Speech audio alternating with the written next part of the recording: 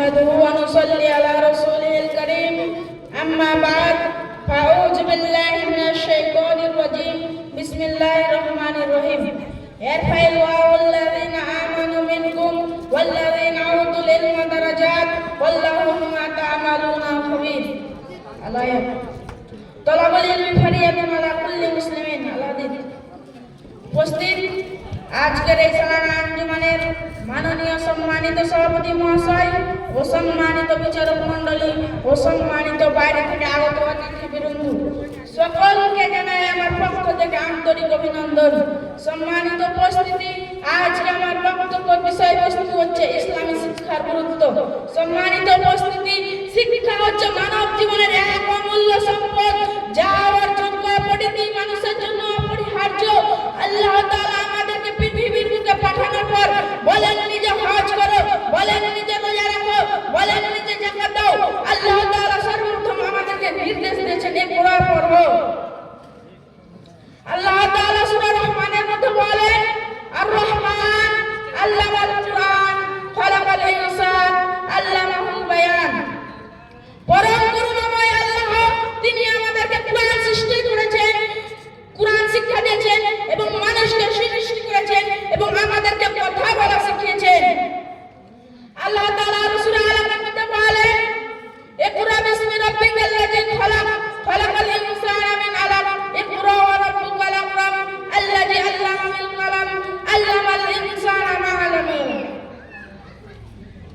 হে নবী, পড়ো তোমার রবের নামে যিনি সৃষ্টি করেছেন, যেমন তোমার রব তো এক পিণ্ডতে মানুষকে সৃষ্টি করেছেন।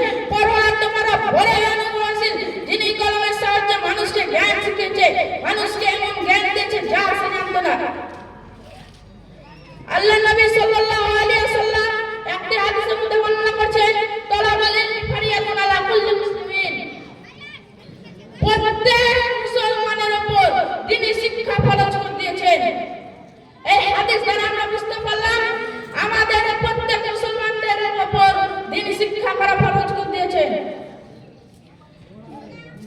আল্লাহ তাআলার পবিত্র কোরআন মাজিদের মধ্যে বলেন ইয়ারফাইল্লাহু আল্লাযিনা আমানু মিনকুম ওয়াল্লাযিনা উতুল ইলমা দারাজাত ওয়াল্লাহু বিমা তা'মালুনা খবীর। তোমাদের মধ্যে যারা ঈমান এনেছে এবং যাদেরকে জ্ঞান দান করেছে আল্লাহ তাআলা তাদের উচ্চ মর্যাদা দিবেন, আর যা তোমরা করবে আল্লাহ তাআলা সেই হয়তো। আল্লাহ নবী সাল্লাল্লাহু আলাইহি ওয়াসাল্লাম আর এক হাদিসের মধ্যে বলেন খায়রুকুম মান তাআল্লামাল কুরআন ওয়া আল্লামা। তোমাদের মধ্যে শ্রেষ্ঠ ব্যক্তি ওই ব্যক্তি যে নিজে কুরআন শিখলো এবং অপরকে শিক্ষা দিল। এই হাদিস দ্বারা আমরা বুঝতে পারলাম আল্লাহর কাছে প্রিয় ব্যক্তি ওই ব্যক্তি যে নিজে কুরআন শিখবে এবং অপরকে শিক্ষা দেবে। আল্লাহ তাআলার পবিত্র কোরআন মাজিদের মধ্যে বলেন কুল হাল ইস্তাবিল্লাযিনা ইয়ালামুনা ওয়াল্লাযিনা লা ইয়ালামুন। যারা জানে এবং যারা জানে না তারা কি সমান হতে পারে? একই রকম। কুল হাল ইস্তাবিল আমা ওয়াল বাসীর, চক্ষুমান এবং অন্ধ কি সমান হতে পারে? আল্লাহ তাআলার পবিত্র কোরআন মাজিদের মধ্যে বলেন ক্বালা লাহু মূসা লাত্তাবিউকা লান তুআল্লিমানা মিম্মা উলিমতু রুশদান। মূসা তাকে বললেন আমি কি আপনার সাথে এটাও শর্ত থাকতে পারি যা আপনাকে শেখানো হয়েছিল সেই শিক্ষা আমাকে দিতে হবে। আল্লাহ তাআলার পবিত্র কোরআন মাজিদের মধ্যে বলেন ইন্নামা ইয়াখশাল্লাহা মিন ইবাদিল উলামা ইন্নাল্লাহা আজিজুল গফুর। বান্দাদের মধ্যে কেবল জ্ঞানীরাই আল্লাহকে ভয় করে, আল্লাহ মহাপরাক্রমশালী এবং বড় ক্ষমাশীল। আল্লাহ তাআলার পবিত্র কোরআন মাজিদের মধ্যে বলেন ওয়া কুর রাব্বি জিদনি ইলমা। হে আমার প্রভু, হে আমার রব, তুমি আমার জ্ঞান আরো বাড়িয়ে দাও।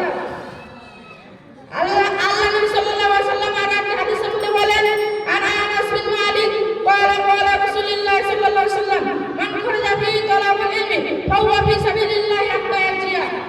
ওয়াজাদ আনাস ইবনে মালিক রাদিয়াল্লাহু তাআলা তিনি বলেন রাসূলুল্লাহ সাল্লাল্লাহু আলাইহি ওয়াসাল্লাম বলেছেন যে ব্যক্তি ইলম অন্বেষণে বের হয় সে প্রত্যাবর্তন না হওয়া পর্যন্ত আল্লাহর পথে থাকে।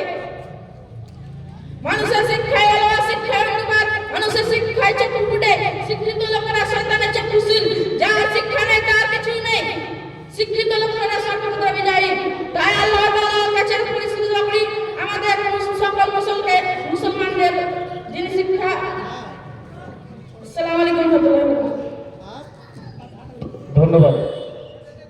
এবারে বক্তব্য পেশ করার জন্য মঞ্চে ডেকে নিচ্ছি আক্কাস শেখকে।